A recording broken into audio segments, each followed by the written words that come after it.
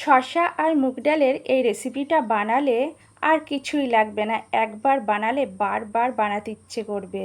ভীষণ লোভনীয় একটা রেসিপি। নমস্কার, আপনাদের সবাইকে আমার চ্যানেলে স্বাগত জানাচ্ছি। শসা স্লাইস করে কেটে খুব ভালো করে ধুয়ে নিয়েছি। মুগ ডাল 1 ঘন্টা ভিজিয়ে রেখেছিলাম। একটা কাঁচা লঙ্কা দিয়ে একদম মিহি পেস্ট তৈরি করে নেব। মশলার জন্য লাগবে কাঁচা লঙ্কা, জিরে, ধনে, আদা একটা পেস্ট তৈরি করে নেব। কড়াই খুব ভালো করে গরম করে নিয়েছি। কড়াই গরম হলে পরিমাপ মতো সর্ষের তেল দিয়েছি। সর্ষের তেলে খুব সামান্য হলুদ দিয়েছি যাতে তেল না ছিটকোয়।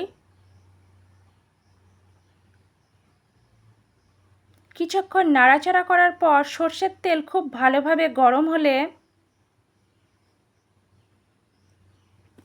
একটা একটা করে মুগ ডালের বড়াগুলো ভেজে নেব। মুগ ডালের পেস্টের মধ্যে আমি খুব সামান্য নুন দিয়েছিলাম। নুন দিয়ে খুব ভালো করে ফেটিয়ে নিয়েছিলাম। এক পিঠ ভাজা হয়ে গেলে অন্য পিঠ উল্টে দিয়েছি। এইভাবে 2 পিঠ খুব ভালো করে ভেজে নেব।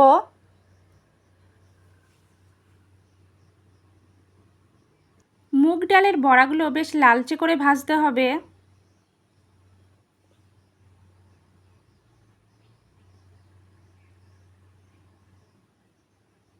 মুগ ডালের বড়া ভাজা কমপ্লিট, তুলে রাখবো।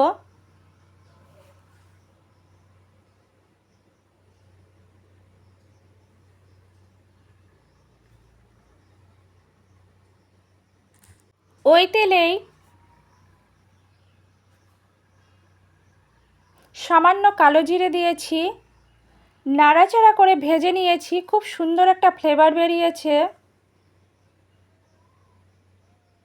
কালো জিরে ভাজার পর বেটে রাখা মশলা দিয়েছি। মশলা নাড়াচাড়া করে একদম মিডিয়াম ফ্লেমে কষে নেব যাতে মশলার একটুও কাঁচা গন্ধ না থাকে। আরও কিছুক্ষণ নাড়াচাড়া করে মশলা কষে নেব। সামান্য ফেটিয়ে রাখা টক দই দিয়েছি। দই দেওয়ার পর আরও কিছুক্ষণ নাড়াচাড়া করে মশলা কষে নেব।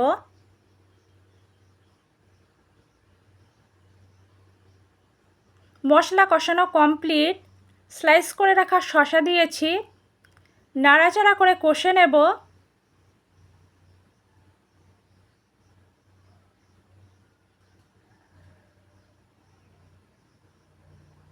কষানোর সময় খুব সামান্য নুন দিয়েছি।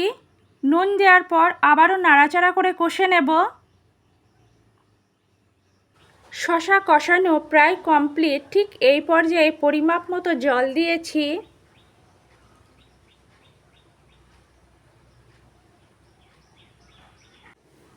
স্বাদ অনুযায়ী নুন দিয়েছি। পরিমাপ মতো হলুদ দিয়েছি। নুন হলুদ দেওয়ার পর খুব ভালোভাবে নাড়াচাড়া করে দিয়েছি। ঢাকা চাপা দিয়ে জাল করে খুব ভালোভাবে সিদ্ধ করে নেব।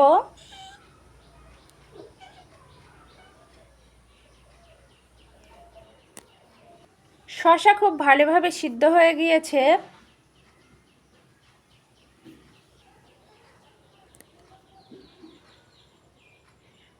ঠিক এই পর্যায়ে আগে থেকে ভেজে রাখা মুগ ডালের বড়া দিয়েছি। মুগ ডালের বড়া দেওয়ার পর 2 থেকে 3 মিনিট জাল করে নেব। ভালোভাবে নাড়াচাড়া করে দিয়েছি।